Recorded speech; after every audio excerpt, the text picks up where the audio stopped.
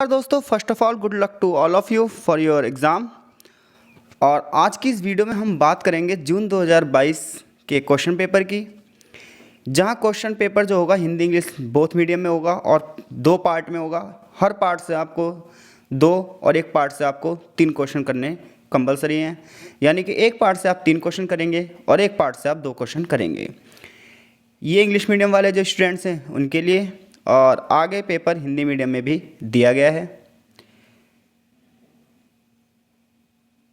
जैसा कि यहाँ से कि प्रारंभिक मध्ययुगीन काल के शिलालेखों की प्रकृति पर चर्चा कीजिए, ऐतिहासिक स्रोत के रूप में इन शिलालेखों के महत्व का परीक्षण कीजिए। यानी कि इस क्वेश्चन के आंसर में आप क्या लिखेंगे। ये क्वेश्चन हमसे यह पूछ रहा है कि इतिहास में शिलालेखों का क्या महत्व होता है। तो सबसे पहले इस वाले क्वेश्चन में आप शिलालेख की परिभाषा बताएंगे, फिर आप ये कुछ शिलालेखों का, जैसे कि हमने पाल वंश के बारे में पढ़ा था, राष्ट्रकूटों के बारे में पढ़ा था, इसके साथ साथ आगे चलकर हमने चोलों के बारे में पढ़ा था, चालुक्यों के बारे में पढ़ा था। तो ये जो एंशिएंट हिस्ट्री है, जो प्राचीन इतिहास है, वो सारा का सारा इतिहास हमें किससे पता चल रहा है? वो सारा का सारा इतिहास हमें इन्हीं शिलालेखों से तो पता चल रहा है। तो कुछ शिलालेखों के नाम, उन राजाओं के द्वारा जो पदवियाँ, जैसे कि हमने पढ़ा था परम भट्टारक, महाराजा अधिराज, ये जैसी जो उपाधियाँ हैं वो हमें शिलालेखों से पता चल रही हैं। इसके अलावा राजा जो है वो किस टाइप के वर्क प्रजा के लिए कर रहा है, ये सब चीज़ें हमें शिलालेखों से पता चल रही है। मंत्रियों के नाम, मंत्रियों को कौन सी उपाधि दी गई है, गाँव को क्या कहा जाता है, ये सब चीज़ें हमें शिलालेखों से पता चल रही है। राज्य की सीमाएँ कहाँ से कहाँ तक है। तो इस प्रकार से इस प्रश्न का उत्तर आप देंगे। ऑलरेडी वीडियो अपलोडेड है, आप पहले चैप्टर को देखिए, ये इसका आंसर आपको मिल जाएगा। राष्ट्रकूट साम्राज्य के गठन और विस्तार के लिए कौन से कारक जिम्मेदार थे? तो देखिए, पाल, प्रतिहार और राष्ट्रकूट, इन तीनों के बीच में त्रिपक्षीय संघर्ष चलेगा, ठीक है। और राष्ट्रकूट साम्राज्य के गठन और विस्तार के लिए सबसे बड़ा जो कारक जिम्मेदार था वो ये था कि इनकी जो शक्ति थी वो बजाय पाल और प्रतिहारों के ज़्यादा होगी। इसके अलावा साउथ इंडिया में उस समय कोई भी एक बड़ा साम्राज्य नहीं होगा। तो ऐसे में ये लगातार न सिर्फ साउथ के क्षेत्रों में बल्कि गंगा नदी के क्षेत्र तक पूरे के पूरे क्षेत्र को ये क्या करेंगे, विकसित करते चले जाएंगे। और आगे चलकर इनके पाल और किससे, प्रतिहारों से एक ज़बरदस्त मुठभेड़ भी होगी। कई बार ये युद्ध जीतेंगे, कई बार वो लोग युद्ध जीतेंगे।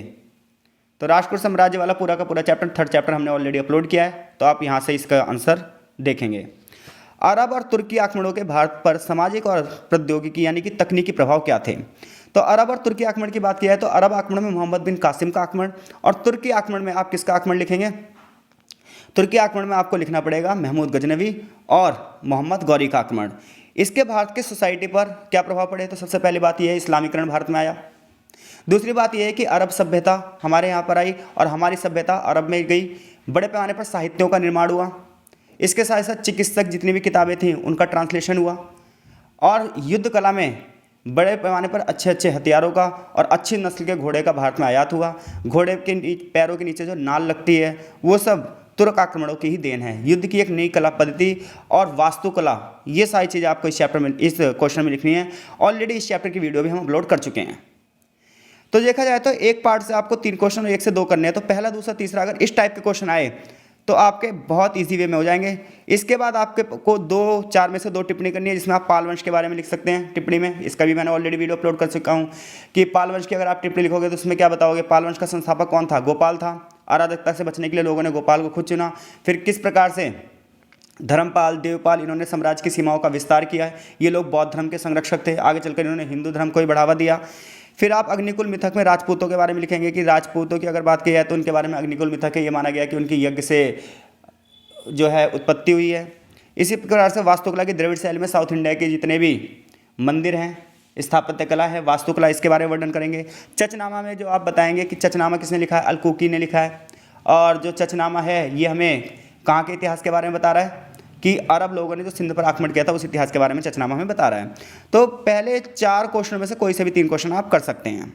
अब बात आती है यूनिट 2, भारतीय इतिहास में सामंतवाद के बारे में बताइए। तो देखिए, सामंती व्यवस्था क्या है? सामंती व्यवस्था ये है, एक राजा होगा, वो अपने अंतर्गत बहुत सारे लोगों को रखेगा कि कर की वसूली के लिए, और बड़े पैमाने पर उन्हें जागीर क्या है, दान दी जाएगी। जागीर मतलब जमीनें दान दी जाएगी। अब उस क्षेत्र का प्रशासन तरीके से कौन चलाएगा? सामंत। लेकिन इतिहासकारों की इसके बारे में क्या है, अलग अलग राय हैं। कुछ इतिहासकारों का कहना है सामंती व्यवस्था हमारे यहाँ की यूरोप के जैसी नहीं थी। कुछ का कहना है हमारे यहाँ की सामंती व्यवस्था जो है यूरोप के जैसी ही थी। तो सामंती वाला जो चैप्टर है इसमें ये आप वहाँ से बहुत ईजी वे में इसका आंसर हो जाएगा। अब भारतीय इतिहास के मध्यकाल काल में व्यापार और व्यापारिक मार्गों के पहलुओं पर चर्चा कीजिए।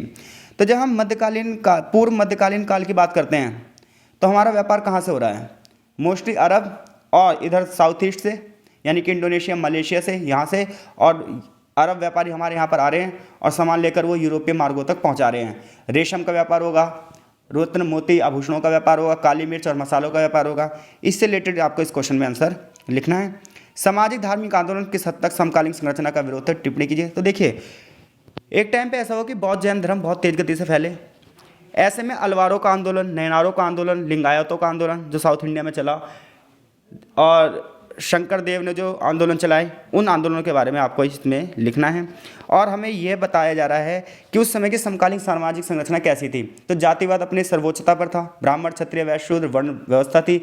ऐसे में जो ये नए धर्म आए, नए धार्मिक आंदोलन आए, जैसे कि अलवार वो लोग थे जो भगवान विष्णु की पूजा करते थे मूर्तियों में। नयनार वो लोग थे जो भगवान शिव की पूजा करते थे। लिंगायत भगवान शिव को शिवलिंग के रूप में पूजते थे। इन तीनों ही ने जाति प्रथा का घोर विरोध किया है। तो यहाँ से आप कोई से भी 2 क्वेश्चन कर सकते थे, ऊपर से 3 क्वेश्चन कर सकते हैं आप, और 4 में से कोई सी 2 टिप्पणी। तो ये बहुत इजी वे में आपका क्वेश्चन कंप्लीट हो जाएगा।